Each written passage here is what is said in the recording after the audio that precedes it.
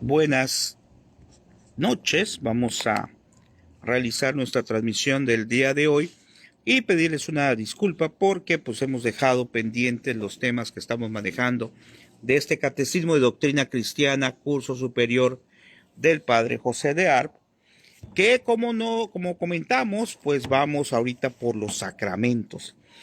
Tuve algunas cuestiones personales, ¿verdad?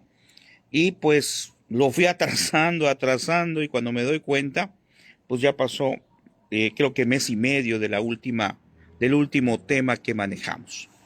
Bueno, vamos a hablar del bautismo. Nos quedamos en la primera parte hace casi un mes. Y con la gracia de Dios vamos a tratar de manejarlo todos los días, ¿verdad?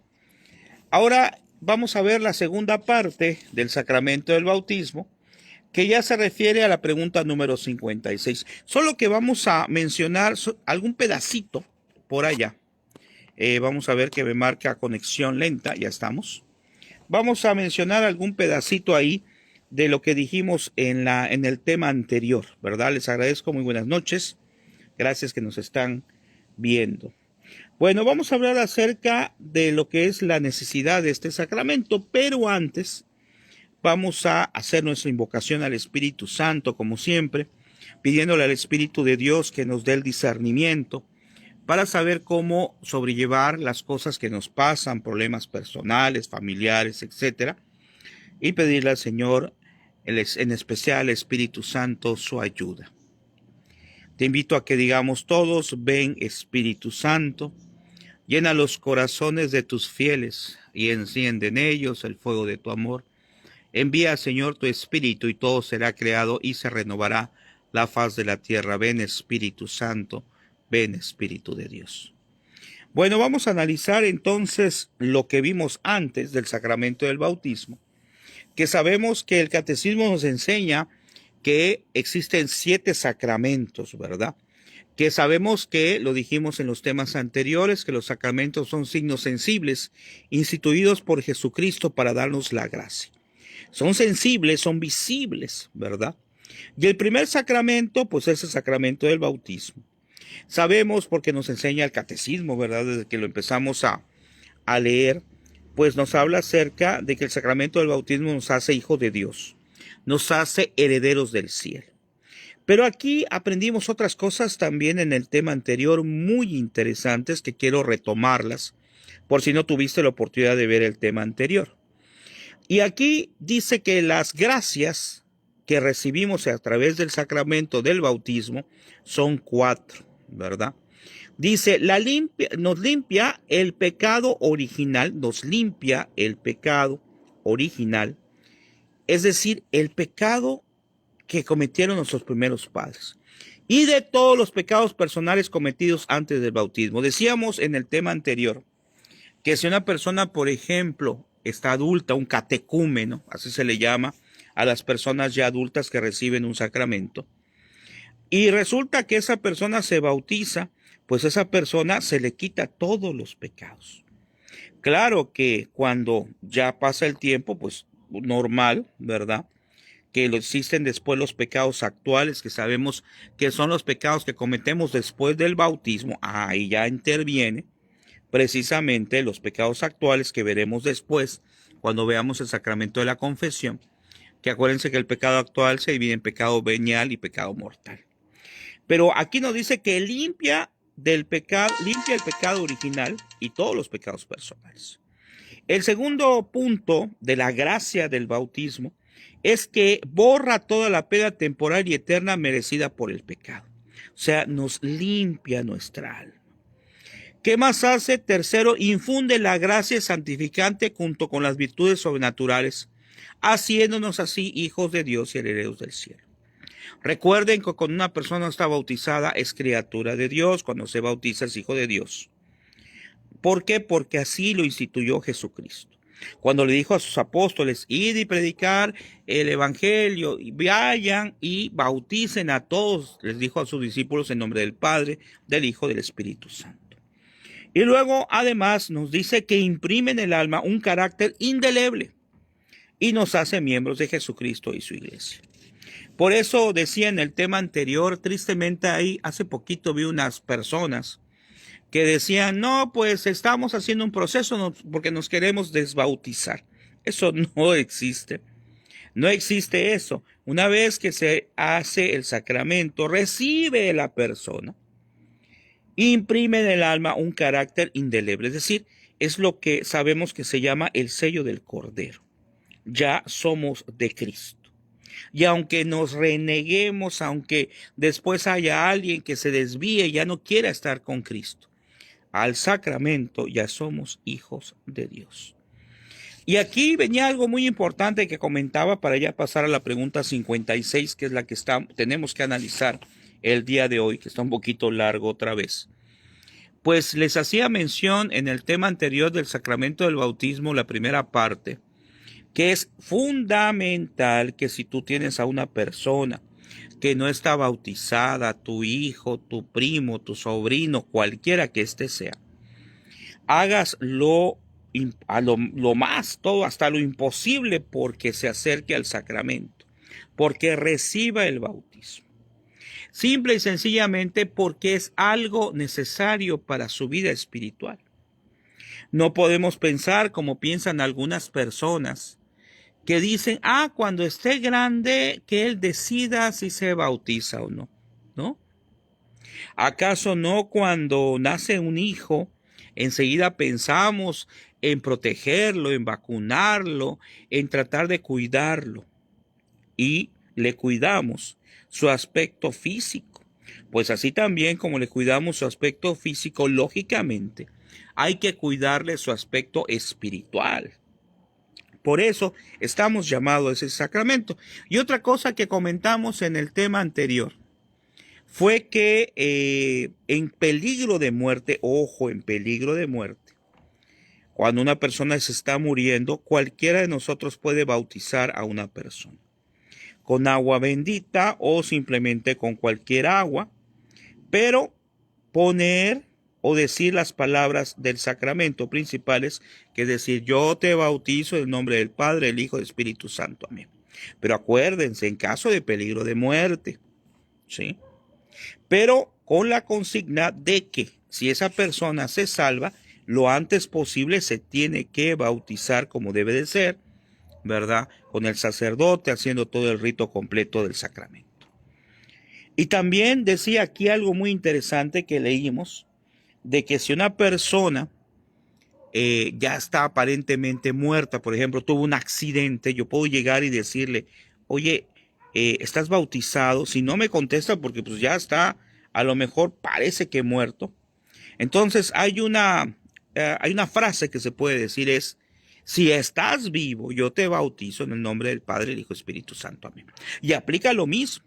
Esa persona, si se recupera, esa persona se tiene que bautizar porque es solamente un bautizo temporal por emergencia, por urgencia. Para que vean cómo la iglesia se preocupa por la salvación de los hombres, porque esa es la preocupación principal de Jesucristo. Jesucristo vino por la salvación de todos los hombres, no de solamente del pueblo elegido, sino de todo el mundo completamente. Él quiere que todos vayamos en su presencia, en la presencia de Dios, que todos un día estemos reunidos en el cielo. Pero si alguien no llega al cielo, se va al infierno, que quede muy claro, ¿verdad? Que no es porque Dios le condene, sino es porque el hombre tiene una libertad. Y esa libertad le puede elegir entre morir en gracia o vivir o morir en pecado.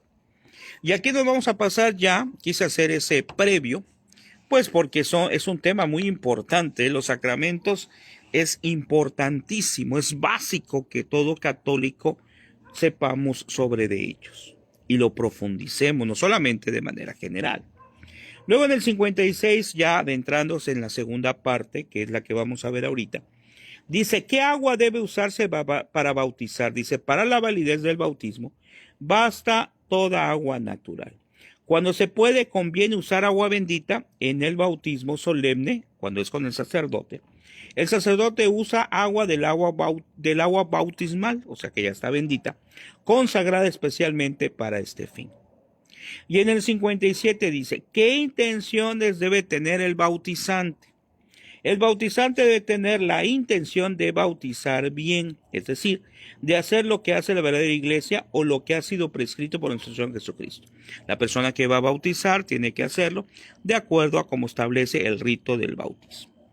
Para administrar el bautismo es necesario: se derrama agua sobre la cabeza del que se bautiza, pronunciando al mismo tiempo las palabras: yo te bautizo en el nombre del Padre, del Hijo y del Espíritu Santo.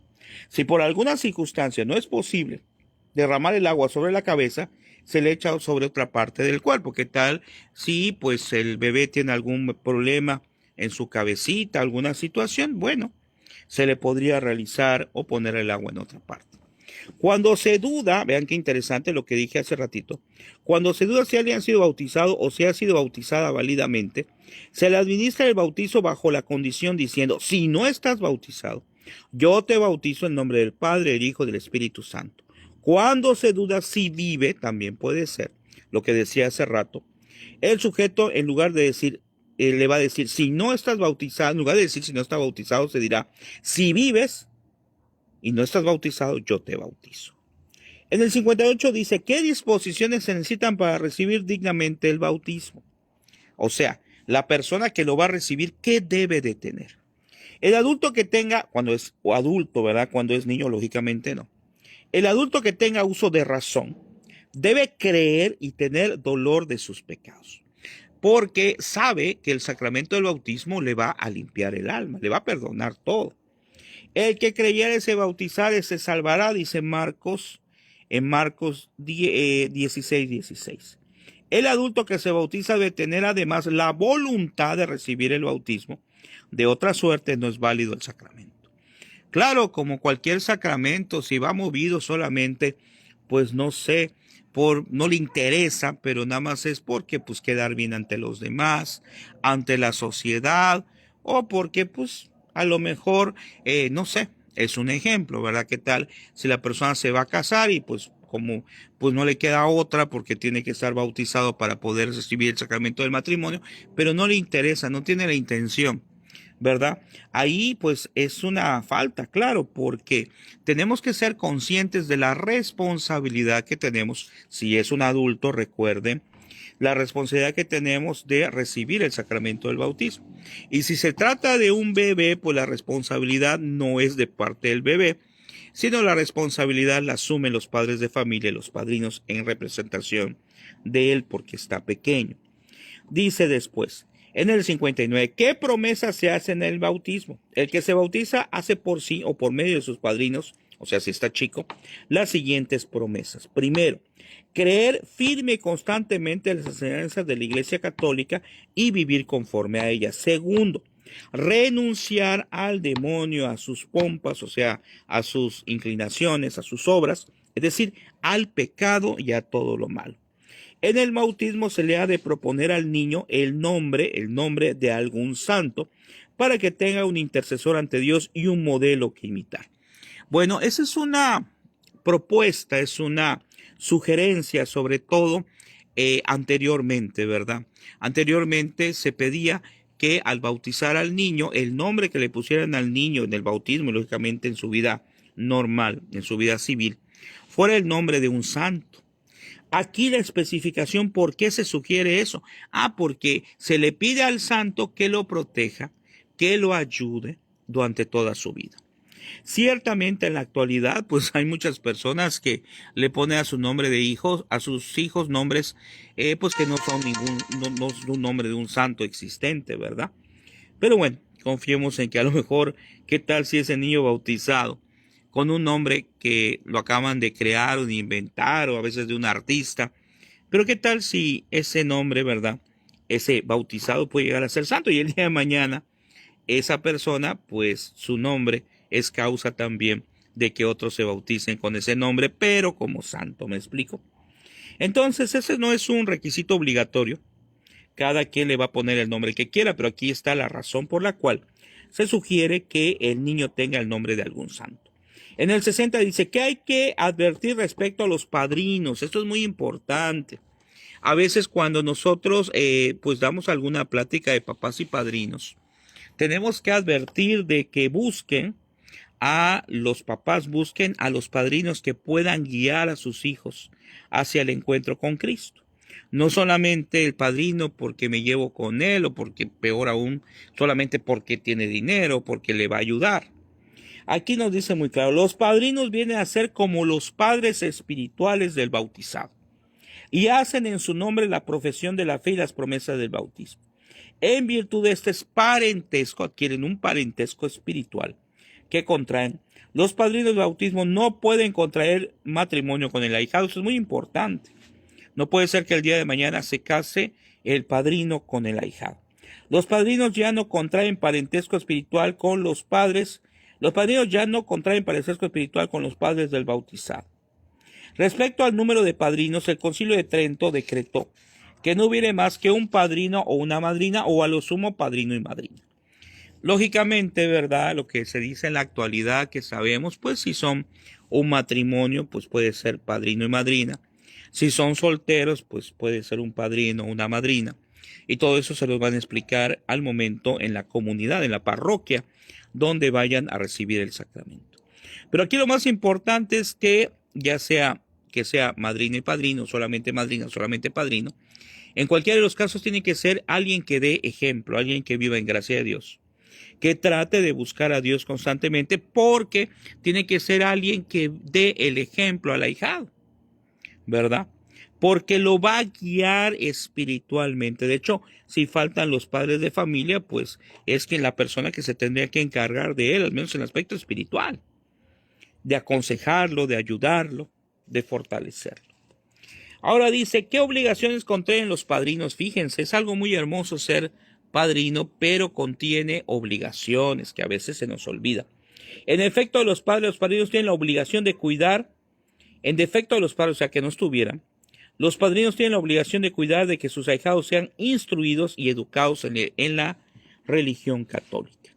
De donde se desprende de que solo deben elegirse para padrinos y madrinas personas católicas, de buenas costumbres y obedientes a las leyes de la iglesia. Tal vez a veces se puede dificultar más en la actualidad, ¿verdad?